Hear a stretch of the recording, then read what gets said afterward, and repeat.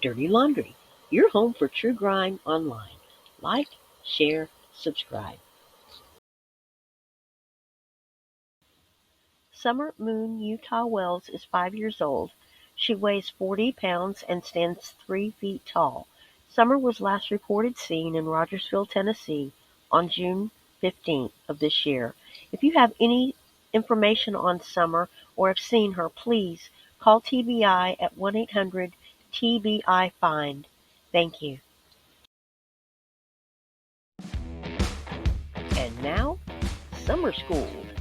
Dr. Phil teaches the behavior panel a lesson and changed my thinking about Candace's involvement and why she totally lost it on yesterday's show.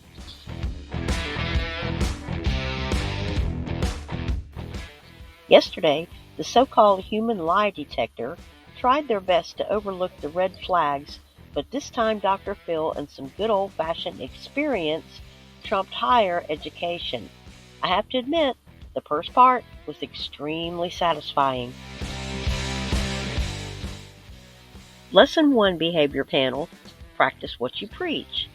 Phil did indeed remember to put up Summer's pictures and information where the behavior panel told you to, but they didn't. Thank you to Dr. Phil's show for remembering the reason that we're all here. I guess all of the years of family drama have honed Dr. Phil's intuition. Yesterday he pointed out quite a few of the oversights that the behavior panel completely missed. With all of their credentials and diplomas, the behavior panel underestimated a lot of things. For one, Don's use of the word kidnapped, suggesting that there was some sort of transaction. Phil totally schooled these guys. He walked them through Candace's story, her triggers, and her on-air walk-off from the behavior panel just a few weeks ago. Candace, who looked really nice with her new teeth and pretty hair, something Summer would have really loved for herself, was as cool as a cucumber until they approached the subject of her knowing who took Summer. She lost her voice for a second before answering a silent no. Then her answer to the question, what should happen to her abductor, was the most intriguing part of the whole video. Her response sounded like a suggestion or a question. No anger, no indignity, just a head shake no, and what the group called fading facts. She closes her eyes and her breathing intensifies. Her brow goes up as if she is asking a question. She finally manages to say, put them away for the rest of their lives, almost reluctantly. Way too much sympathy towards someone who has her baby.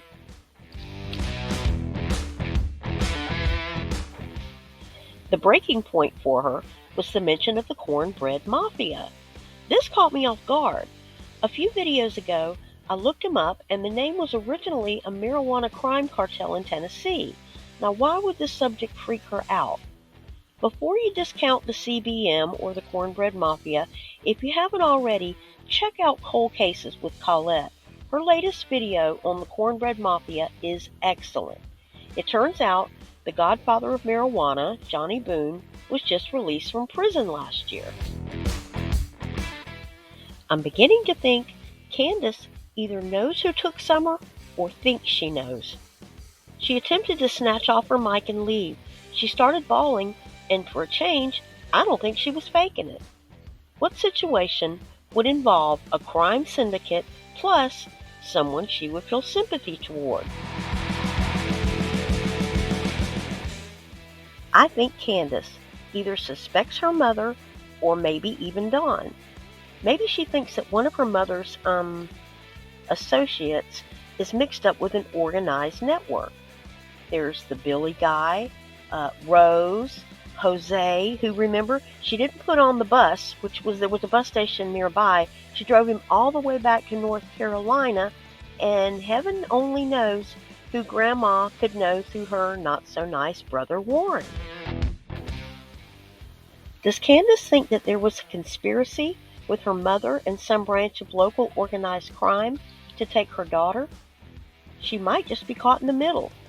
Don either knows or he suspects that Candace knows.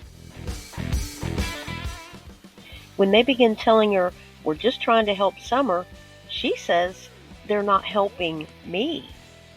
I think Candace is already grieving Summer, and now she's left behind with her guilt and grief from knowing that Summer will never come home.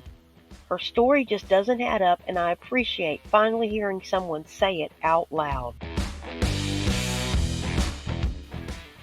Phil points out we are not dealing with a hyper-vigilant mother. Boy, is that an understatement. He points out that 2 to 4 minutes just isn't realistic for her story. He debunks her lie that she could hear the downstairs door opening from upstairs, and also that Don would tell her to call the cops so quickly. Considering their history with police, they probably wouldn't call them after only 5 minutes. I think Dr. Phil focuses more on their inconsistent stories than their behavior. That's smart. These people lie like breathing, and they feel superior when they can dupe law enforcement or other authority figures. If there's anything we've learned from Don and Candace, it's that they like to play dumb and they love to play their victim card. Phil doesn't buy it, and I hope that he puts her flip-flops to the fire today. Cross your fingers.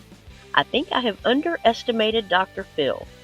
Hopefully today's show is equally as educational, because the behavior panel was tardy to the party and completely missed the ball with Don Wells. Just goes to show you, people can alter their behavior, but they can't change history. Class dismissed.